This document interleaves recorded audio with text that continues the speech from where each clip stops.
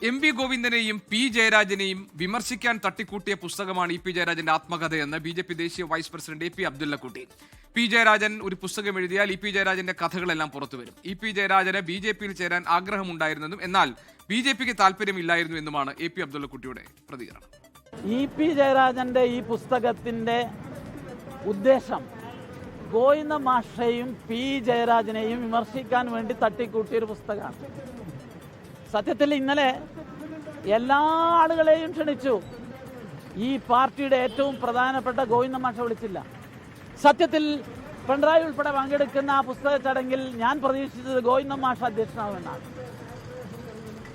ഗോവിന്ദ മാഷ പരിപാടിക്ക് ഒരു കത്ത് പോലും കൊടുത്തില്ല. അത്രമാത്രം ഗോവിന്ദൻ വിരോധമാണ് ഇ.പി. ജയരാജന്റെ പുസ്തകത്തിലും പ്രകാശനത്തിലും കാണാൻ സാധിച്ചിട്ടുള്ളത്. ലോകത്തെവിടെയായാലും ഏത് സമയത്തും 24 വാർത്തകളും ഓഗ്മെന്റഡ് റിയാലിറ്റി പാക്കേജുകളും എക്സ്പ്ലെയിനറുകളും വിശദമായി കാണാൻ ഞങ്ങളുടെ യൂട്യൂബ് ചാനൽ നിങ്ങൾക്ക് സബ്സ്ക്രൈബ് ചെയ്യാം.